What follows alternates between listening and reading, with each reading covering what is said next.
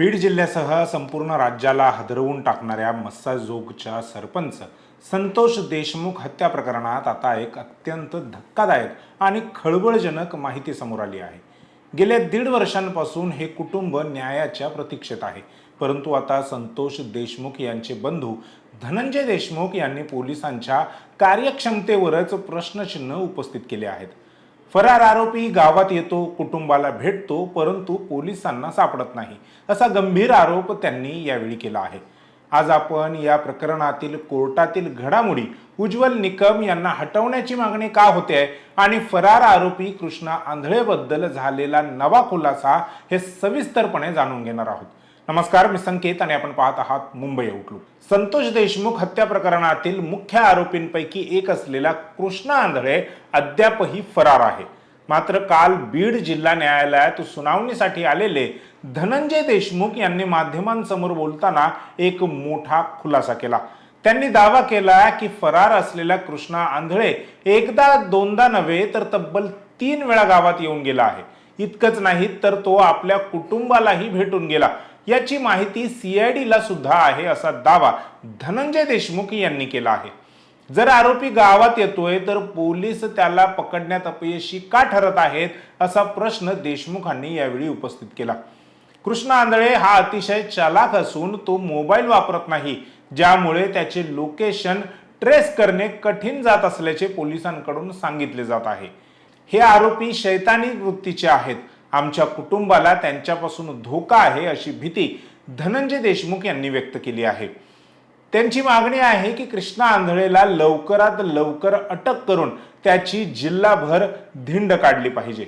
बीडच्या जिल्हा व विशेष सत्र न्यायालयात काल संतोष देशमुख हत्या प्रकरणाची एक महत्त्वाची सुनावणी पार पडली। यावेळी कोर्टात अनेक कायदेशीर पेच देखील पाहायला मिळाले।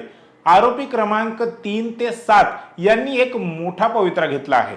विशेष सरकारी वकील म्हणून काम करणारे ॲडव्होकेट उज्ज्वल निकम यांना या प्रकरणातून हटवण्यात यावे, अशी विनंती त्यांनी न्यायालयाला अर्जाद्वारे केली आहे। आता या अर्जावर सरकारी पक्ष आपले लेखी म्हणणे मांडणार आहे। आरोपी जयराम चाटे याने आपले वकील बदलले असून आता त्याच्या वतीने ॲडव्होकेट MK वाघिरकर हे काम पाहणार आहेत। तर आरोपी प्रतीक घुले याने वकील लावण्यासाठी 10 ते 15 दिवसांचा वेळ न्यायालयाकडे मागितला आहे। तसेच विष्णू चाटे यांनी जेल बदलण्यासाठी अर्ज केला असून त्यावर न्यायालय लवकरच निकाल देण्याची शक्यता आहे। दुसरीकडे आरोपी वाल्मिक कराड याचे वकील ॲडव्होकेट विकास खाडे यांनी सरकारी पक्षाच्या कार्यपद्धतीवरच हल्ला चढवला आहे। त्यांचा आरोप आहे की सरकारी पक्ष या प्रकरणात अनावश्यक घाई करत आहे। अद्याप लॅपटॉपची क्लोन कॉपी, फॉरेन्सिक रिपोर्ट आणि महत्त्वाचा पेनड्राईव्ह बचाव पक्षाला देण्यात आलेला नाही, असा युक्तिवाद यावेळी वाल्मिक कराड यांच्या वकिलाने केला। जोपर्यंत हे तांत्रिक पुरावे मिळत नाहीत तोपर्यंत साक्षीदारांची यादी स्वीकारू नये, अशी विनंती ॲडव्होकेट खाडे यांनी न्यायालयाला केली असल्याचे समजते। तपासातील कच्च्या दुव्यांची पूर्तता न करताच केस पुढे का केली जात आहे, असा सवाल यावेळी बचाव पक्षाने उपस्थित केला आहे। यातून सरकारी पक्ष ही केस कमकुवत करू पाहत आहे का, असा प्रश्न पडल्याशिवाय राहत नाही। हे प्रकरण आता केवळ बीड जिल्ह्यापुरते मर्यादित राहिलेले नाही। येत्या 26 तारखेला म्हणजे 26 फेब्रुवारीला सर्वोच्च न्यायालयात आरोपी वाल्मिक कराड याच्या जामीन अर्जावर सुनावणी होणार आहे।